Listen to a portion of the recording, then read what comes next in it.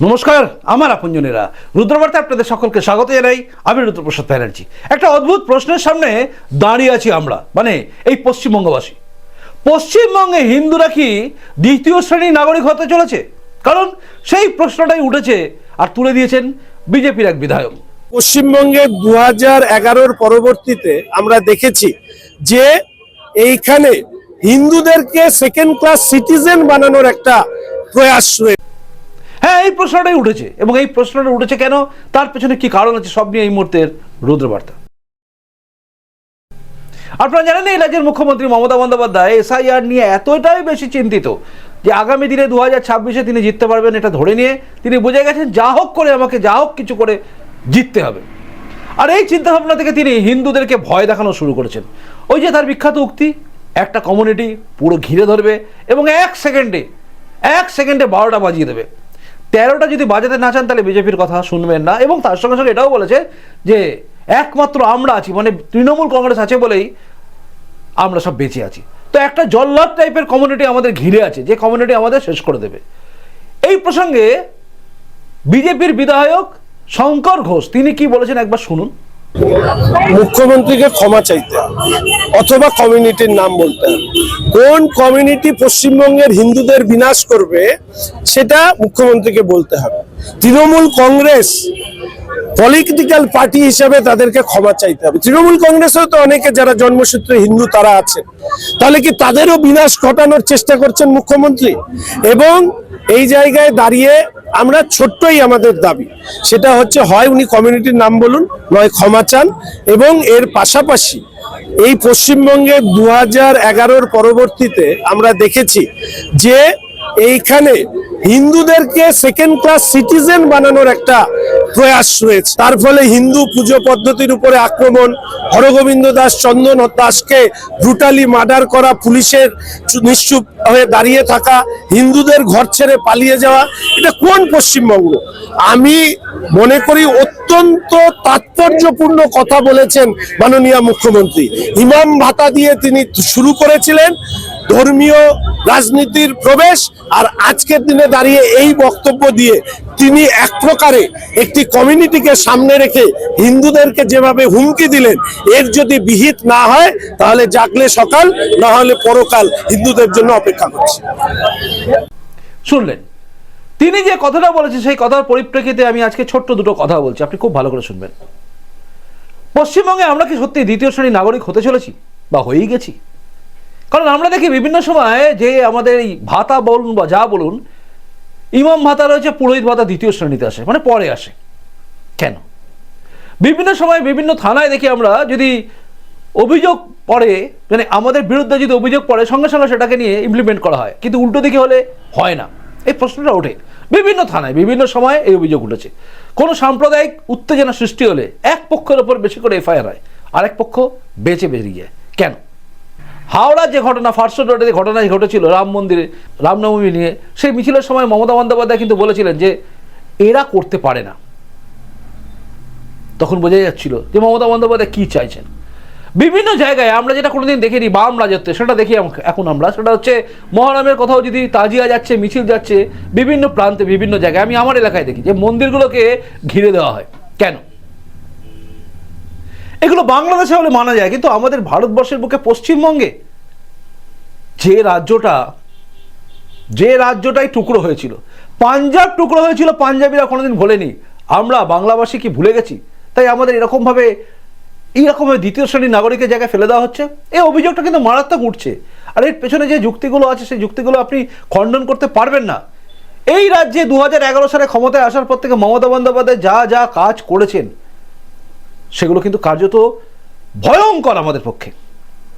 দেখুন, এই শেষের দিকে কদিন আগে দীঘায় যেটা করলেন আর কি, কালচারাল সেন্টার, যেটাকে তিনি বলেছেন জগন্নাথ ধাম, যদিও ধাম একটাই হয়, এটা আরেকটা হতে পারে জগন্নাথ মন্দির, এটা বলা যেতে পারে, কিন্তু সেটাকে কালচারাল সেন্টার বলে তিনি করিয়েছেন, এবং সেটা সরকারি টাকায়। কেন করেছেন? তার কারণ হচ্ছে তিনি বুঝে গেছিলেন যে হিন্দুরা একত্রিত হয়েছে, তাই তাদের কাছে একটা বার্তা দিতে হবে আমি তোমাদেরও লোক। কিন্তু মাথায় হিজাব দিয়ে যে সমস্ত কথা বলেছেন তিনি, সেগুলো মানুষ ভোলেনি। বারংবার হিন্দুদেরকে নানা রকমভাবে এই তৃণমূলের নেতা বিধায়কদের দিয়ে হুমকি দেওয়ানো, এটা আমরা দেখেছিলাম। শেষ হুমকি দিলেন মমতা বন্দ্যোপাধ্যায়। এর আগে ফিরহাদ হাকিম থেকে শুরু করে সবাই, কে বাকি রেখেছে? ফিরহাদ হাকিম তো ডাইরেক্ট বলেছেন, দুর্ভাগ্য তাদের যারা অন্য ধর্মে জন্মগ্রহণ করেছে, মানে আমাদের দুর্ভাগ্য, আমাদের সবাইকে মুসলমান হতে হবে, মানে ইসলামে তাদেরকে দাওয়াতি ইসলাম দাও। এটা কে বলছেন? না এই রাজ্যের মন্ত্রী। তার বিরুদ্ধে মমতা বন্দ্যোপাধ্যায়ের দল কোনো ব্যবস্থা নিয়েছে? না, উল্টে তাকে নিয়ে নাচানাচি হচ্ছে। আবার দেখুন হুমায়ুন কবির যখন বলেছিল 30% হিন্দুকে কেটে ভাগীরথীতে ভাসিয়ে দেবে, তখন মমতা বন্দ্যোপাধ্যায় স্পিকটি নট, কিচ্ছু বলেননি। তার বিরুদ্ধে ব্যবস্থা নিয়েছেন কি? নেয়নি। এখন যখন চলে যাচ্ছে, অন্যদিকে চলে গেছে, তখন তিনি চিন্তা করছেন। এ সব কিছু সাজানো নাটক, আমরা জানি। এখন দেখুন হুমায়ুন কবির যেভাবে কথা বলা যাচ্ছে, মুসলমান মুখ্যমন্ত্রী হবে, মুসলমানরা সব একত্রিত হবে, আমাদের দাবি নিতে হবে, আমাদের করতে হবে, আমরা আগামী দিনে নির্ণায়ক শক্তি হব, সব বোঝা যাচ্ছে যে আমরা ঠিক কোথায় যাচ্ছি। 2026 নির্বাচনের আগে এই সমস্ত কথাগুলো শোনার পরে আর মমতা বন্দ্যোপাধ্যায় হুমকি শোনার পরে কি মনে হয়? এই রাজ্যে মমতা বন্দ্যোপাধ্যায়ের দল তৃণমূল কংগ্রেস ভোট পেয়ে জিতলে, 2টো আসনে জিতলে, সেই 2টো আসনে আমরা ভালোভাবে থাকবো? ক্ষমতায় তো আসবে না ধরে নিলাম, কিন্তু 2টো আসন বিধায়ক যদি জিতে যায়, সেখানেও দেখবেন আমাদের উপর অত্যাচার চলছে, তাই না? কারণ এই প্রশ্নটা উঠবে। কারণ মমতা বন্দ্যোপাধ্যায় এতদিন ধরে যে শাসনকাল চালালেন, সেই শাসনকালই বুঝিয়ে দিচ্ছে যে আমাদের অবস্থা ঠিক কোথায় যাচ্ছে। 2011 ক্ষমতা আসার পর থেকে 2026 এই ইলেকশনের মধ্যে আমরা 15 বছর দেখলাম মমতা বন্দ্যোপাধ্যায়কে। মমতা বন্দ্যোপাধ্যায় শুরুর দিকে রাম নাম শুনলেই বলতেন গালাগালি দিচ্ছে, মনে আছে নিশ্চয়ই? জয় শ্রীরাম বললেই নেমে গিয়ে বললেন গালাগালি দিচ্ছে। এমনকি তার খুব কাছের লোক অমর্ত্য সেন, তাকে দিয়েও বলিয়ে দিয়েছেন। তিনিও দেখছিলাম, তা আমরা দেখিয়েছি, আমি আপনাদের দেখিয়েছিলাম যে বিভিন্ন জায়গায় লেখাফেখা রয়েছে, সেখানে অমর্ত্য সেন বলছে জয় শ্রীরাম বলে তারা আক্রমণ করে দেয়, আমার শুনলে ভয় লাগে। এটা অমর্ত্য সেনকে দিয়ে বলিয়েছেন। এখন তো মনে হচ্ছে তিনিই বলিয়েছেন, কারণ বিধায়ক হুমায়ুন কবির বলেছে আমাকে দিয়ে বলিয়েছে, আমাকে বলতে বলেছিল ইউসুফ পাঠানকে জেতানোর জন্য। তো এই যে কথাগুলো আমরা শুনতাম এবং শুনে এসছি, এখন মমতা বন্দ্যোপাধ্যায় সেখান থেকে অনেকখানি ঘুরেছেন কেন? তিনি জানেন যে আমাকে আবার ক্ষমতায় আসতে হবে। আর যদি ভুলেও তৃণমূলে কোনো বিধায়ককে জেতানো হয়, তাহলে মমতা বন্দ্যোপাধ্যায় সেই জায়গায়, মানে সেই বিধানসভায় আবারও একই জিনিস করবে। তাই বিজেপি তো ক্ষমতায় আসবেই, কিন্তু তার সঙ্গে সঙ্গে মাথায় রাখতে হবে কোনো জায়গায়, একটা জায়গায় যেন তৃণমূল জিততে না পারে, এই জায়গায় নিয়ে যেতে হবে। তাহলে কিন্তু আমাদের এই দ্বিতীয় শ্রেণীর নাগরিক হয়ে পড়ে থাকতে হবে না।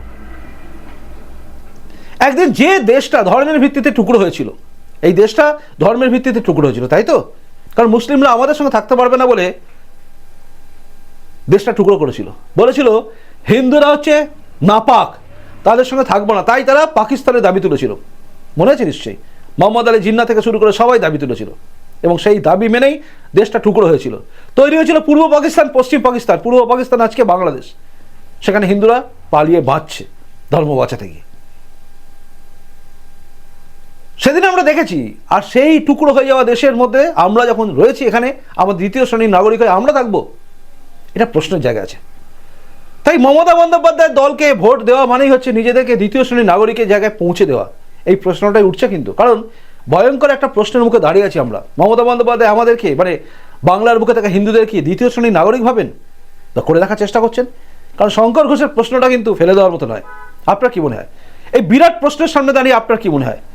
আপনার এলাকায় আপনি কি তৃণমূলে কোনো বিধায়ককে জেতানোর চেষ্টা করবেন? মানে তৃণমূলে কোনো ক্যান্ডিডেটকে জানাবেন। কিন্তু যদি মনে হয় আপনি দ্বিতীয় শ্রেণীর নাগরিক হয়ে বাঁচতে ভালোবাসেন, তাহলে আপনার এলাকার বিধায়ককে জিতিয়ে আপনি আনুন, তৃণমূলের বিধায়ককে, তাহলে আপনি দ্বিতীয় শ্রেণীর নাগরিক হবেন বলেই যে দাবি উঠছে তার পরিপ্রেক্ষিতে বলা যায়। তাই শঙ্কর ঘোষের কথাটা কিন্তু ফেলে দেওয়ার মতো বলে আমার মনে হচ্ছে না। যাই হোক, আপনারা ভাববেন এবং ভেবে জানাবেন আপনারা কি বলতে চাইছেন, মানে আপনাদের মাথার মধ্যে কি আসছে। আপনাদের প্রত্যেকের কমেন্টসের দিকে নজর আমার থাকবে, কারণ আমার জানতে ইচ্ছে করে খুব যে আপনারা কি ভাবছেন। এই খণ্ডিত হয়ে যাওয়া ভারতবর্ষের বুকে থাকা পশ্চিমবঙ্গ, যেখানে সবচেয়ে বেশি বাংলাদেশ থেকে আসা হিন্দুরা রয়েছেন, সেই জায়গায় দাঁড়িয়ে আপনারা কি ভাবছেন? দ্বিতীয় শ্রেণীর নাগরিক কাকে বলে সেটা বাংলাদেশে হিন্দুদের দেখবেন কি অবস্থায় রয়েছে, সেই জায়গায় কি আমরা চলে যাব? কারণ এখানে হরগোবিন্দ দাস খুন হয়, চন্দন দাস খুন হয় শুধুমাত্র ধর্মীয় কারণে। তাই ভাবতে হবে আমাদের। মুর্শিদাবাদ থেকে মানুষ পালিয়ে আসে মালদায় ধর্মীয় কারণে, কারণ ধর্মীয় কারণে তাদের উপর আক্রমণ নামে। মমতা বন্দ্যোপাধ্যায় স্পিকটি নট। ফিরহাদ হাকিম বলেন এক জেলা থেকে অন্য জেলায় যাচ্ছে, রাজ্য ছেড়ে তো যাচ্ছে না। প্রশ্নগুলো আপনাদের কাছে রইল, উত্তরগুলো ভেবে চিন্তে দেবেন। আপনাদের উত্তর অপেক্ষায় আমি রইলাম, আর আমার পরবর্তী প্রতিবেদন দেখার অপেক্ষায় আপনি থাকুন। আসে এখনকার মতো দেখা হচ্ছে পরের রুদ্রবার্তাতেই। নমস্কার, বন্দে মাতরম, ভারত মাতা জয় হোক, জয় হিন্দ।